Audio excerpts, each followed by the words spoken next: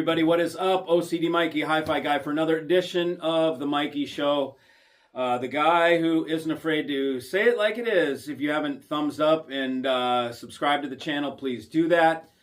It helps me know that you appreciate what I'm doing. That's all. And thanks again to all the business that you viewers have brought me. It seems like after all these years of sort of being a real guy, maybe I rub people sometimes the wrong way, but I'm just being me, okay? And I've been, this is my career for the last 30 years. I don't have a second job, never have for 30 years rather. It's been hi-fi. So I speak from experience. Anyways, I want to go into this high-res audio thing. By the way, how do you like that clickbait title? That's just unabashed clickbait on purpose to get you to click. And it probably is going to work because people are going to see it and get pissed off. But the bottom line is, look, there has never really been any sort of concerted effort for high resolution audio that's worth a shit. Anything that's like had any weight to it, other than when Sony did SACD. Okay, everything else is kind of a farce. And look what happened to SACD. It didn't even take off. Okay. So anything after SACD that's trying to be high resolution audio is a half-assed attempt at completing what Sony didn't complete. I mean, they completed it, but it went nowhere. Well, why did it go nowhere? Well, I'm guessing because on the production end, it was a massive pain in the butt. And so it just never got adopted. Maybe they made a couple thousand titles or something like that, max. I don't even know if there was ever that much that was done on SACD. Some crazy collectors maybe have 1,000 SACDs or something like that. But nonetheless, that was recorded in SACD. Now here's a distinction, okay? Anything that is high resolution that was not recorded in high resolution is complete bullshit, okay? That is my opinion. Take it or leave it, whatever you want to do, okay? I don't care. The bottom line is you can't add something that wasn't there when it was recorded. You can't add and smooth it or add more resolution to something that didn't have the quote-unquote resolution to begin with. The best you can ever play something is at the native format that it was recorded in. So if we go back to the stuff like Beatles, Pink Floyd, any of that stuff back then, that was all recorded on tape. So the best way you can listen to it is on tape. You listen to the master on tape or a dub of the master. That is how you're going to get the most accurate reproduction. Because people like to say, oh, what the artist intended or what they... It's so much bullshit about what the artist intended. The artist, again, and the producers intended to make money. They intended to go platinum. They didn't intend to do anything in your damn listening space, okay? They intend to make it sound good on every piece of shit boombox that they can, on everything that they can, that people have out there. And the mainstream people that listen to music are not audiophiles. We're a gnat on the tip of a dog's ear, okay? And insofar as the whole industry. So it's just not important. Now, I have done some background checking up on this to see. There's a local friend of mine, Colin Leonard from Sing Mastering, who is a Grammy Award nominated, and he may have even won a Grammy by this time for mastering.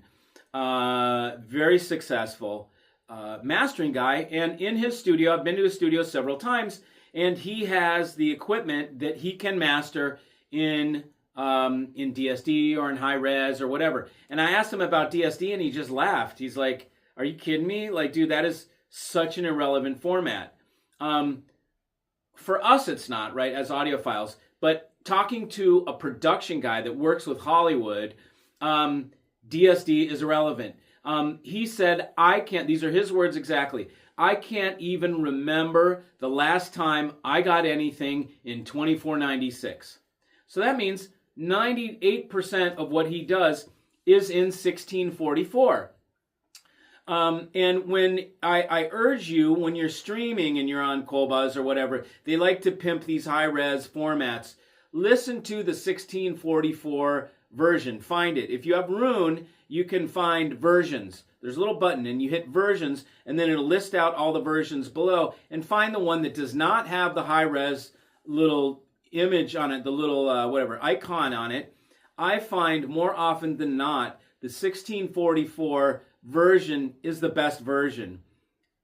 Go figure, right? I mean, if it's something that was recorded after 1992, it was probably recorded in digital, and then it was definitely recorded in 1644.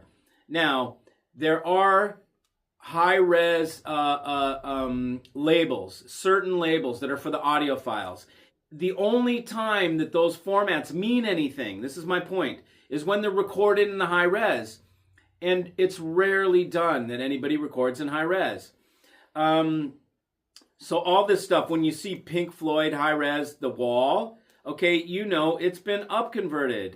Upconversion equals artifacts.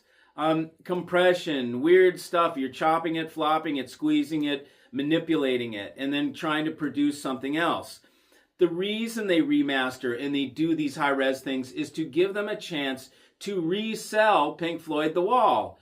They want to resell it and resell it. If they can do a process on it and sell it again for 25 to 45 bucks, it's just more profit. So the more they can regurgitate these things, look at MQA. What happened to MQA? Fell flat on its ass, okay? Because nobody gave a shit. It's just a stroke job for the people that are buyers. Now the buyers that are uninformed think they need a DAC that does MQA.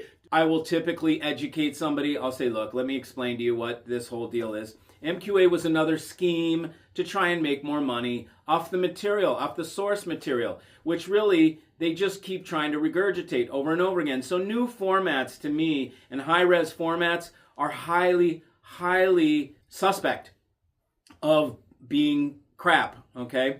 I've even heard from guys in the recording industry, now the recording end, not the mastering end, that anything remastered, stay away from it. The only good stuff was the original stuff, remastered. And look, I listen to remastered stuff sometimes and it sounds pretty good, but that's what they say. That's what the recording guys say. Maybe some recording people can chime in right now. So the bottom line is, if you have a good DAC, a good converter, high res does not matter, okay? I've got a DAC right up here, a Wadia X32. That thing will decode, it's 30 years old. It will decode 1644 and sound so analog and nice that it just goes to show you, you just get a kick-ass DAC that will decode 1644, will sound glorious with the right DAC.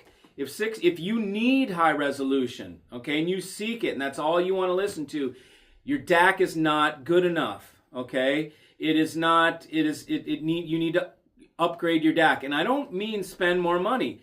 I mean get a better DAC that's designed better. I've got DACs starting at $1,000 that sound killer, that will decode 1644 and sound absolutely phenomenal. So it doesn't mean spend more money. It just means buy a better design.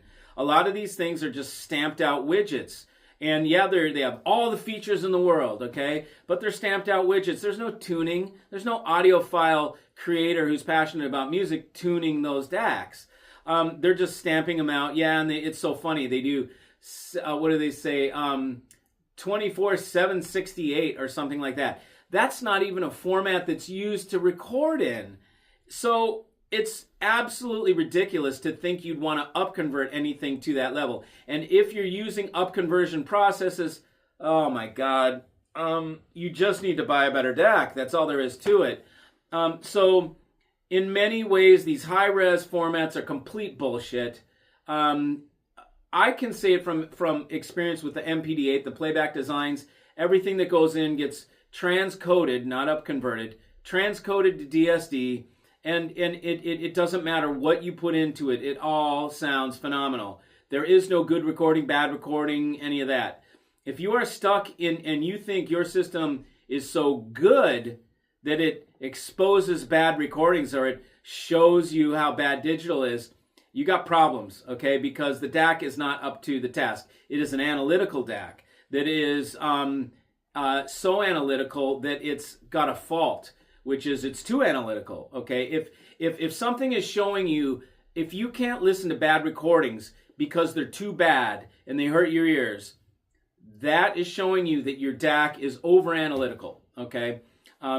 That's getting off the subject of high res.